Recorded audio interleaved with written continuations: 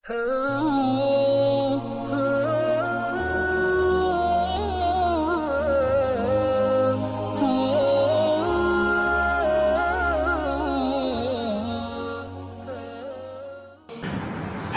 jamaah sekalian yang dirahmati oleh Allah Subhanahu wa taala.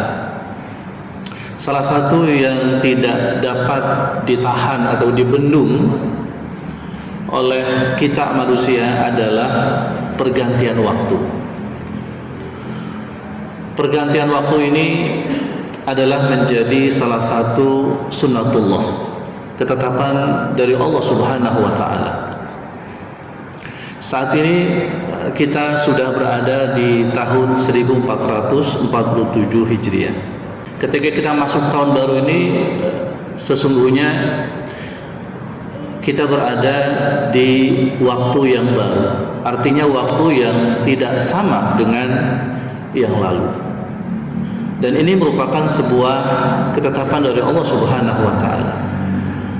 Jadi perubahan atau pergantian itu adalah merupakan suatu siklus kehidupan.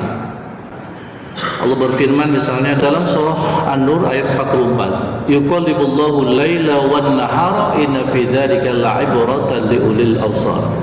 Allah katakan bahwasanya pergantian waktu itu, malam berganti dengan siang, begitu pula sebaliknya, maka itu menjadi ketetapan dari Allah Subhanahu wa taala. Dan dari pergantian waktu itu, hadirin, maka di sana ada pelajaran.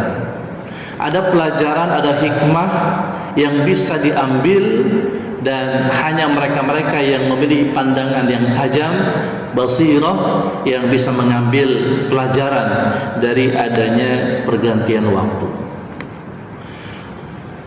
Allah juga berfirman dalam surah Al-Hasyr, fa'tabiru ya ulil absar.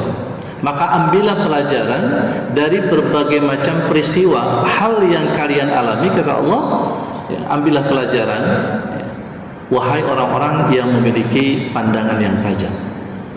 Nah, hadirin, dari ayat-ayat tersebut jelas bahwasanya waktu, ketika kita berbicara waktu, maka kita berbicara tentang kehidupan.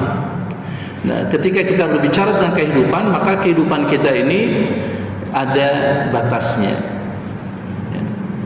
ada jatahnya, ada limitnya. Nah, ini yang kemudian memang perlu sama-sama disadari.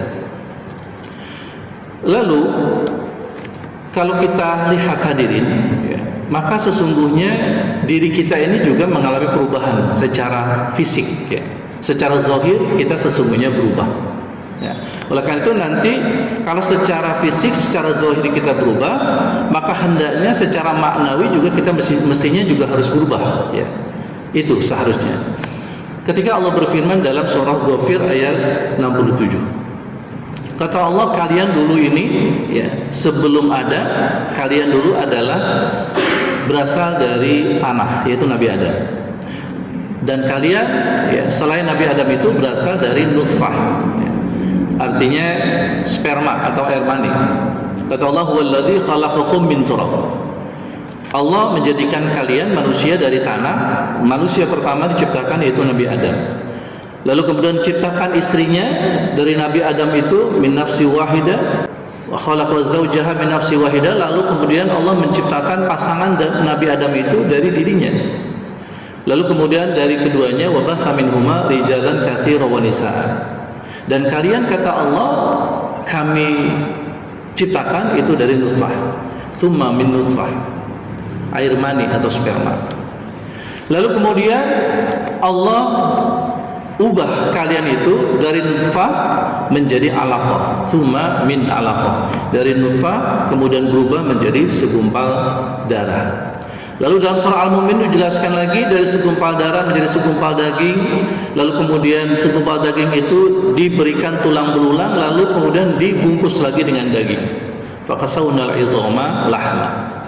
Lalu kemudian tsumma yukhrijukum tifla, ketika kalian itu sudah berbentuk janin, berproses, ya, sampai kemudian pada waktu tertentu berada dalam rahim, thumma yukhrijukum tiflan, kalian keluar dari rahim ibu kalian menjadi bayi. Lalu setelah bayi, thumma litablughu asyudakum, terus kalian tumbuh berkembang ya, menjadi anak-anak, kemudian remaja sampai dewasa menjadi kuat kata Allah. Lalu setelah itu kata Allah, setelah masa muda, masa dewasa, tsumma litakunu syuyukha, kalian kemudian akhirnya menjadi tua. Nah, itulah siklus kehidupan hadirin. Tapi kata Allah, kalau berbicara tentang ajal, kematian, maka ajal itu sudah pasti bagian daripada takdir ya, atau ketetapan Allah yang harus diterima dan tidak melihat dari sisi usia. Karena kata Allah, wa minkum mayyutawaffa min qabl.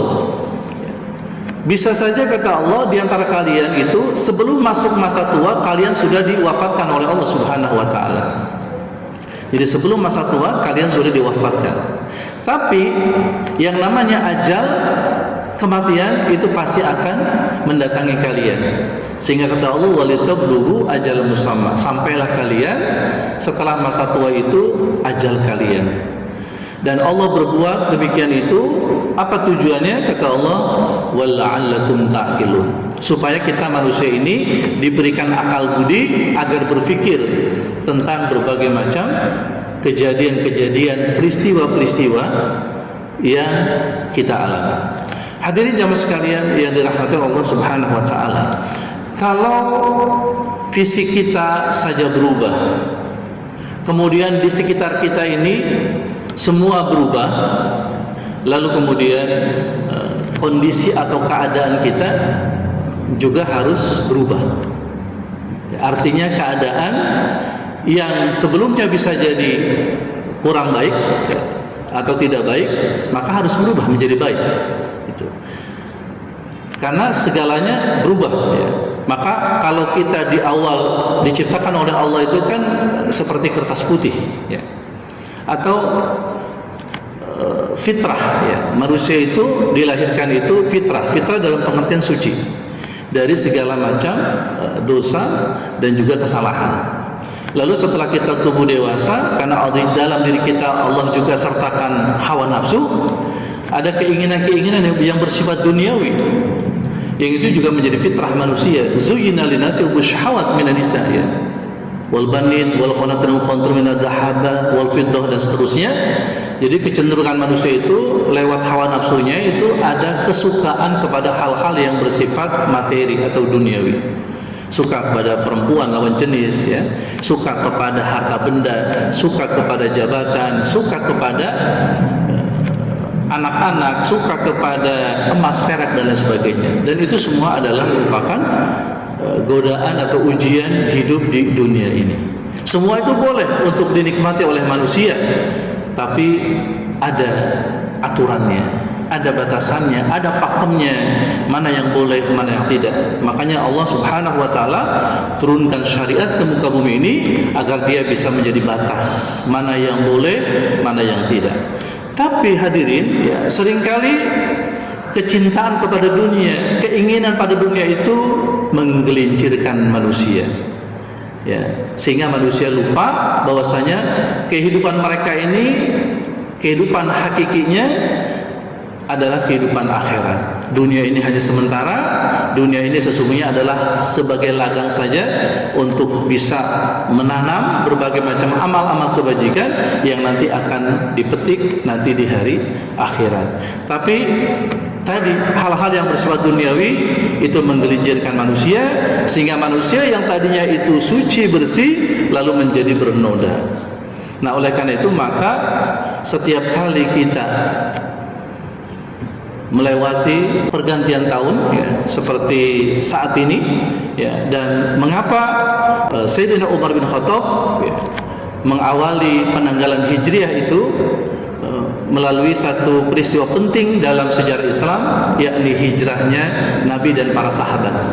Tujuannya adalah agar perubahan itu tidak hanya zahir saja, Jadi kalau kita ingin berubah, ya, ingin mengalami sebuah peningkatan, maka tidak hanya secara zahir, perubahan, perpindahan dari satu tempat ke tempat yang lain, tapi juga harus dibarengi dengan perubahan batin.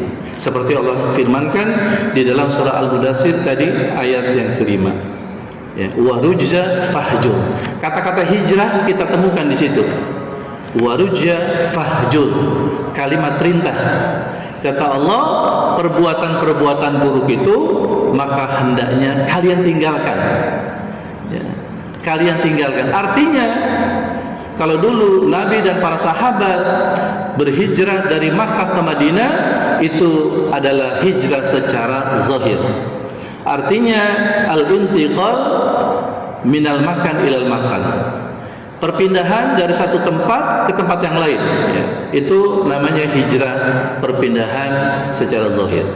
Tapi setelah masa Nabi dan sahabat, maka kata Nabi, la hijrata ba'dal fath, enggak ada lagi hijrah, perpindahan makan ilal makan, ya, setelah terjadinya Fathu Mekah.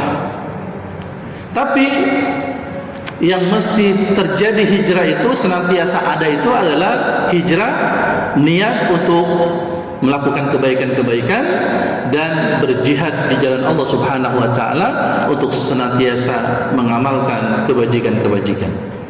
Gitu. Dan di antara hijrah itu juga kata Nabi sallallahu alaihi wasallam adalah ketika seseorang itu menahan dirinya dari perbuatan-perbuatan dosa. Itu juga hijrah.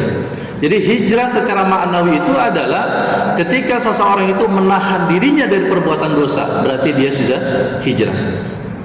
Atau dia melakukan kebajikan-kebajikan yang itu merupakan perbuatan yang berbeda dengan perbuatan sebaliknya. Nah, ini makna hijrah atau arti hijrah ya secara maknawi.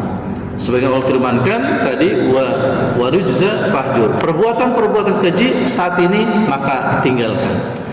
Nah, oleh karena itu hadirin jamaah sekalian yang dirahmati Allah Subhanahu wa taala, mari sama-sama di momentum pergantian tahun ini, ya, ketika pergantian tahun, pergantian waktu, maka mari sama-sama kita berniat juga, kita berniat untuk hijrah, tapi hijrahnya bukan secara zahir, tapi hijrahnya secara batin, yaitu bagaimana kita meninggalkan segala macam perbuatan-perbuatan maksiat, lalu kemudian kita selalu melaksanakan segala perintah-perintah Allah, melakukan berbagai macam kebajikan-kebajikan. Itulah makna hijrah secara hakiki.